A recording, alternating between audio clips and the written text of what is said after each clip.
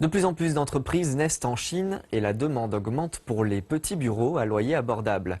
Un nombre croissant de promoteurs immobiliers dans les grandes villes louent des bureaux partagés pour répondre à la demande.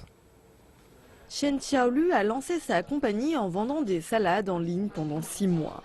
Il a installé son bureau dans ce qu'on appellerait une communauté de travail appelée FuiQ, dans le centre-ville de Shanghai. Bien que les bureaux soient petits et que l'espace soit partagé avec d'autres compagnies, il est satisfait. Je n'irai pas jusqu'à dire que le loyer au mètre carré est le moins élevé ici, mais c'est plus pratique pour moi de louer l'espace dont j'ai besoin. Nous pouvons payer chaque mois, j'ai donc moins de pression. De plus, si je veux engager plus de personnes, je dois juste réserver des bureaux supplémentaires, alors que dans un bâtiment de bureau traditionnel, je devrais prévoir de louer en avance un espace plus grand, ce qui représenterait une difficulté financière pour moi.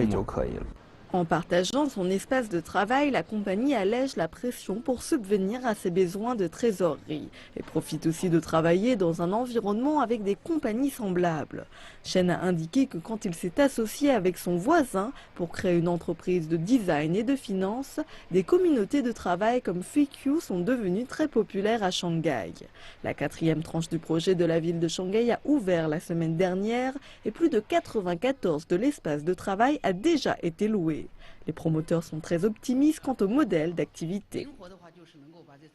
Nous tirons pleinement parti de nos ressources, même si les locations de bureaux traditionnels représentent la majorité en termes de quantité. Nous restons confiants quant au modèle 3Q. Je pense que c'est le futur du service de location de bureaux.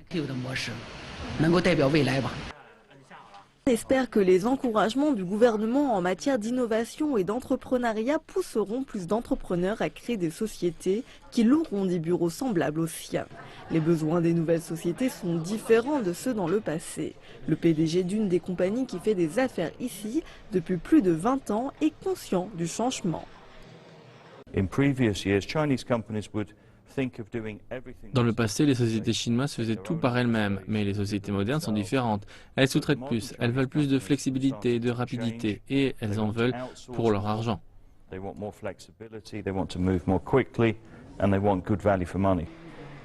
Les analyses ont indiqué que la raison pour laquelle de nouveaux acteurs entrent dans ce marché, c'est qu'ils peuvent bénéficier de l'espace qui aurait été perdu dans le passé.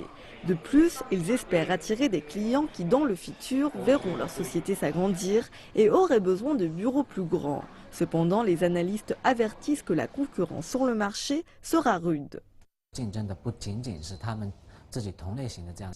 La concurrence ne se limite pas aux sociétés immobilières, mais s'étend jusqu'aux fournisseurs de services pour les bureaux qui travaillent en Chine depuis plus de 10 ans et ont beaucoup d'expérience. Les gouvernements locaux approuvent la création d'incubateurs technologiques et offrent des incitations fiscales favorables. Le marché est donc hautement concurrentiel. Ce modèle est populaire dans le milieu des investisseurs. WeWork, une société basée aux États-Unis, travaille sur ce modèle et a été appuyé par plusieurs cycles de financement, ce qui permet à la compagnie d'être évaluée à hauteur de 10 milliards de dollars.